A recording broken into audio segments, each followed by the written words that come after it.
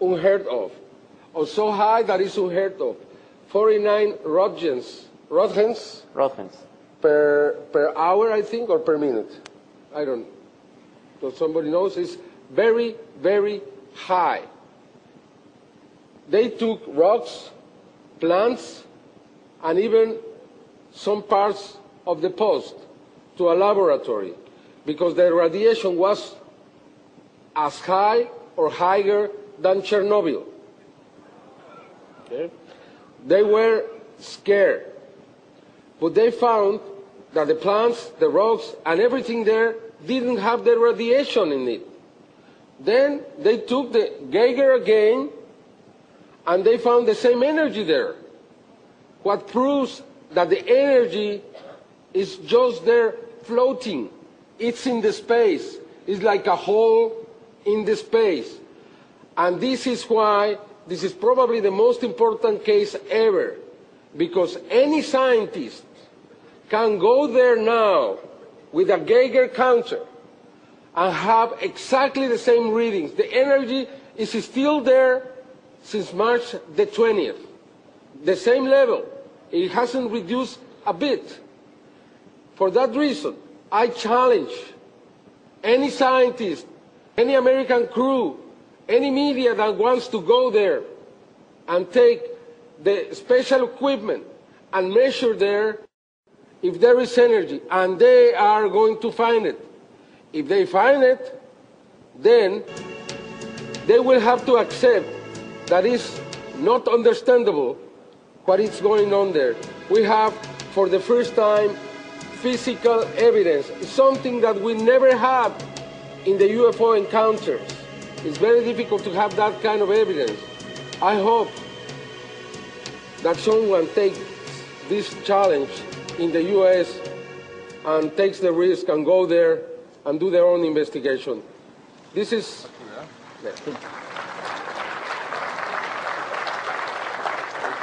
This is Jose Alonso Herrera, and this is David Espada. These are the two kids, 18-year-old kids.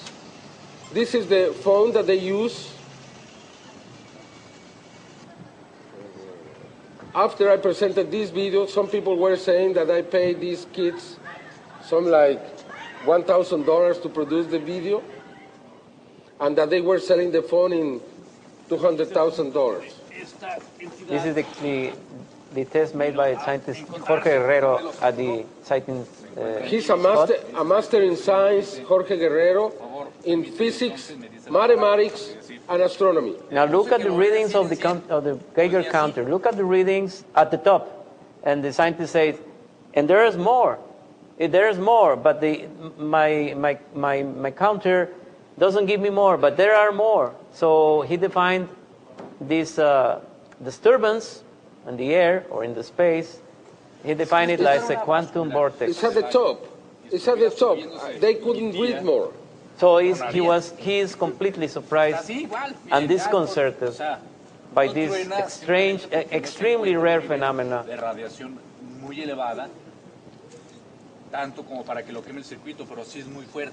He is explaining how this counter works, how it's reading something extremely unusual, and also expressing his disconcert and wondering what is happening right here. We don't understand. We have to continue. But the most important thing is when they were approaching, before they get to the exact spot, the counter was reading nothing. And just when they got near to the spot, then the away. Just 4 meters away the spot. When they approached to the lamppost, then the counter began reading to the top. There is a distortion in space and time in the place. What he thinks is that a dimensional vortex open and close. That's what really things he happened, and the energy remains there, has remained there for so long, and I think it will remain even longer.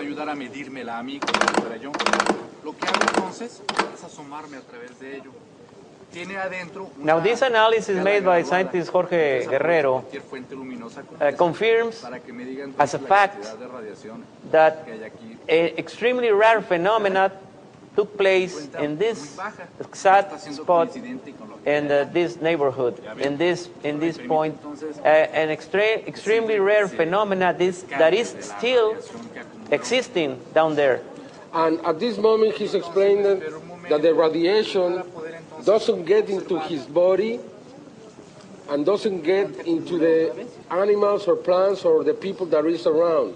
Otherwise, this area should have been emptied, evacuated, because he thought it was dangerous, but nothing happens. And here's where he's saying this is not explainable. And this finding is one of his most discussed and disconcerting findings for him, scientists, because he cannot explain how is it possible that with these high amounts of radiation that cannot harm people. And you are seeing them, they all are there, and they don't feel sick, they don't feel anything unusual. And these tests were made before, along with the media. They gathered the media, the newspaper, and also the researchers.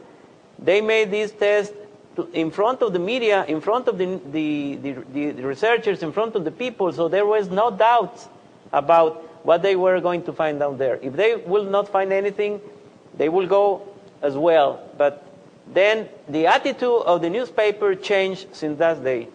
I am now paying these scientists to make a whole investigation on this. It has taken more than 20 readings so far. We're going to publish a book.